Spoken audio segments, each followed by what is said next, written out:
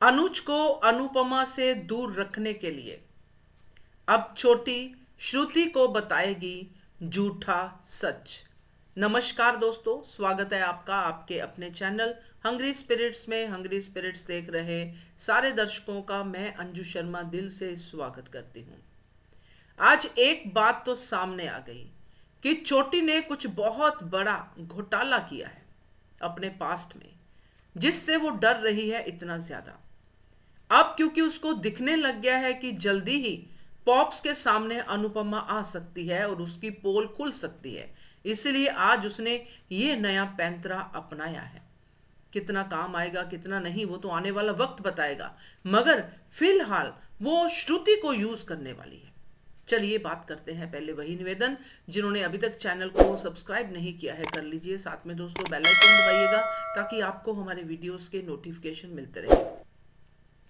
आज श्रुति को अनुपमा का फोन आया, जोशी बहन का फोन आया। श्रुति खुश हो गई क्योंकि वो कब से जोशी बहन से बात करने के लिए तड़प रही थी। स्थितियां कुछ ऐसी थी कि श्रुति खुद ही कंफ्यूज हो रही थी अपने रिलेशनशिप में, और पहले भी जब कभी श्रुति कंफ्यूज हुई है, जब से अनुपमा उसकी जिंदगी में आई है, उसने उससे गाइडेंस ली है। इस बार भी वो ऐसा ही करना चाहती थी, मगर उस समय उसको पता चला कि स्पाइस एंड चटनी में आग लग गई है और जोशी बहन का पता नहीं है।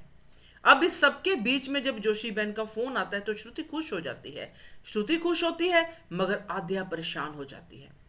अब आद्या परेशान है कि श्रुति को अगर पता चलेगा कि ये अनुपमा है, या श्रुति के जरिए अनुज अनुपमा तक पहुंच जाएंगे, मेरे पॉप्स अनुपमा तक पहुंच जाएंगे, तो पता नहीं क्या हो जाएगा। क्योंकि अभी तक जितना सच हम सबको पता है, जो कुछ लास्ट सीन में हुआ था, उससे तो सिर्फ छोटी का एक ही डायलॉग था कि आई हेट यू ममा। उसके बाद छोटी ने क्या किया, छोटी के साथ क्या हुआ क्या नहीं हुआ, ये हमें नहीं पता। मगर आज के जीवन को जब हम देखते हैं, जिसमें छोटी इतना डर रही है कि कहीं पॉप्स और अनुपमा मिल ना जाए, जिसमें पॉप्स की जगह तो पॉप्स की जगह है, मगर मम्मी की जगह अनुपमा के नाम ने ले ली है। अब ये सब कुछ हुआ है तो मतलब कुछ बड़ा बवाल हुआ है। छोटी जो सच हम जानते हैं, यानी कि बीइंग ऑडियंस जो सच हम जानते हैं, अगर वो बताती है श्रुति को तो छोटी ही गलत साबित होगी, क्योंकि उसमें एक्सीडेंट की वजह छोटी थी। फिर छोटी ने अपनी मां को कहा आई हेट यू और बहुत कुछ हुआ, तो उसमें छोटी और उसके पॉप्स ही गलत साबित होंगे। तो ये तो सच नहीं हो सकता दोस्तों। मगर जो सच है, जो छोटी को ही पता है, उस सच में सफेद झूठ होगा, जो तब भी हो सकता है सफेद झूठ, और आज भी उसमें मिर्च मसाला लगा के सफेद झूठ हो सकता है। अब श्रुति इस बात को कैसे समझती है? क्या वो आद्या के इस झूठे सच को पूरी तरह से जानना चाहेगी?